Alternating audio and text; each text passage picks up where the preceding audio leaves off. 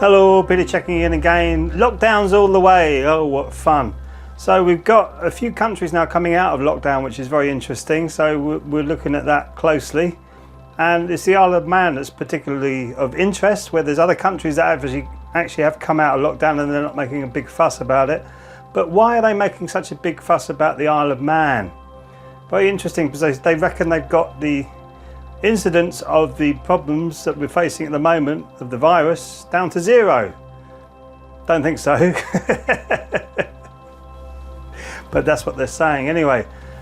But what's more interesting now, coming out of Davos, which is where a lot of this agenda is being pushed, they're saying now they're implying that there's going to be climate lockdowns.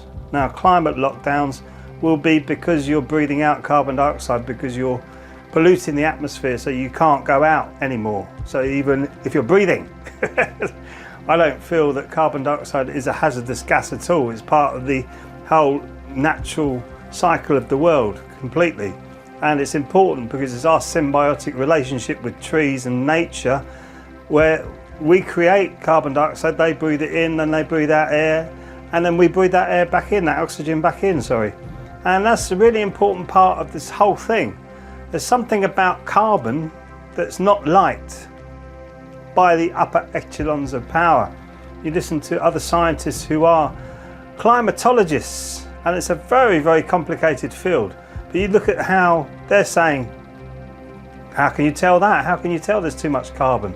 When you look at say, for instance, a cornfield in America, 1 minute there'll be no carbon at all, then be loads of carbon, then it'll be evaporated by the corn. So it's really difficult to measure what's happening.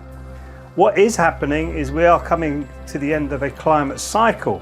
So how can you deal with that? By taxing people into oblivion, taxing companies into oblivion.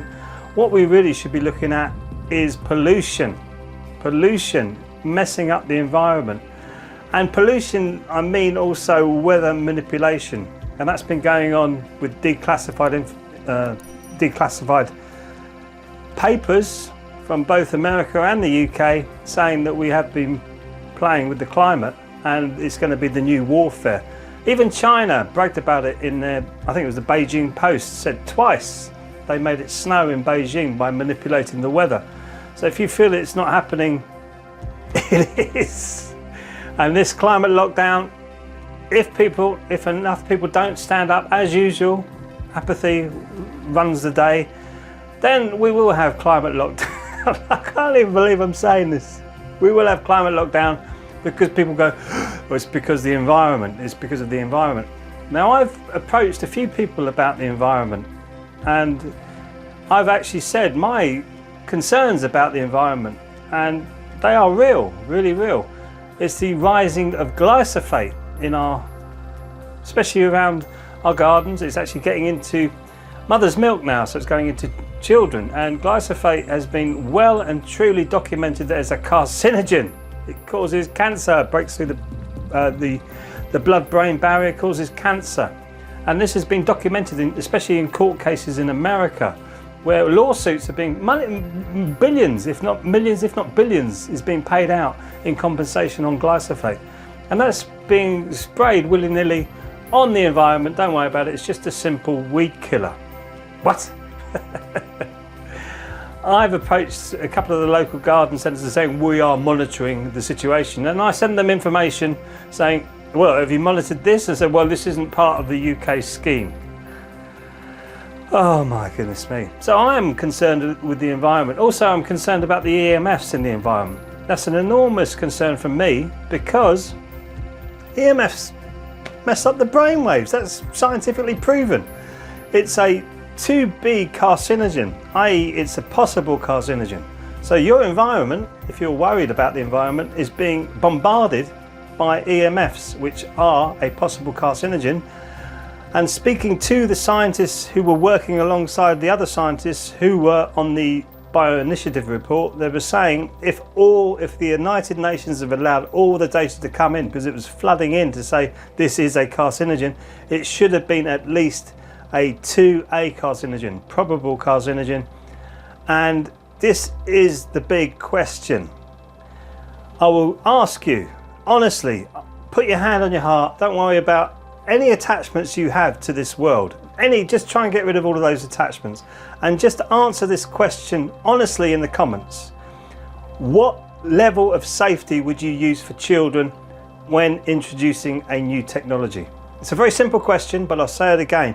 What level of safety would you use when introducing a new technology? Okay, we'll start. If you think it's A, just put A in the comments. A means completely safe. There's no problems whatsoever. It's going to cause any problems to the children when it's introduced. B, it'd be a carcinogen, possible carcinogen. So there is scientific research to show that this technology is a possible carcinogen to your children. So your children being exposed to this technology, there's a possibility that you'll get cancer from it. They'll get cancer from it, sorry. To C, let's look at C now. It's a probable carcinogen. So the likelihood of your child getting cancer by being exposed to this technology is higher. So it's a probable carcinogen. They probably will get cancer if they're exposed to this technology. Or D, carcinogen. It is a carcinogen without a doubt, but would we allow it near our children? So you've got A, safe, B, possible, C, probable, D, definite. So honestly, with your hand on your heart, what level would you want a new technology, doesn't matter what it is, to come into your environment and say that's safe for your children to use? Be really honest with that, because I think a lot of people, because of the manipulations of our mind, which is why I'm a meditation and mindfulness coach, is so that you can see things clearly.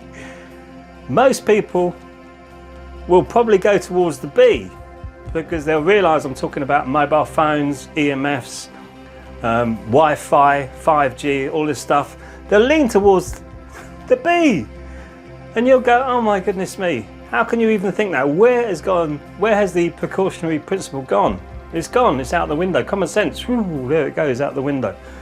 So it's just a very interesting question. So this climate lockdown, is this really to do with the climate and our environment? Because they're all promoting 5G from Davos, and to me that is one of the biggest climate catastrophes that's coming. And we also have a health catastrophe coming because of the effects not only of EMFs on the body, which do affect your telomeres, which is your aging process, so it ages you quicker. Qigong ages you slower. EMFs ages you quicker. It's really simple stuff, but people don't seem to get it at all, really, they don't. So it's really hard, you've got to keep saying this stuff all the time. But that's all I'm saying. If you could answer A, B, C or D, that would be fantastic. I'd really love to hear what you think. I'd really love to hear what you think about all of this. I am open to change. I'm always have been, always will be. And when I go and speak to governments or councillors or anybody else about this, MPs, they just give me this stock answer. It won't enter into a discussion. It's just a stock answer. And I personally think that's wrong. And we should all be more speaking out and asking questions that will make them work for their money. Anyway, thank you for watching. Please like and subscribe if you like this video, and I'll see you in the next video.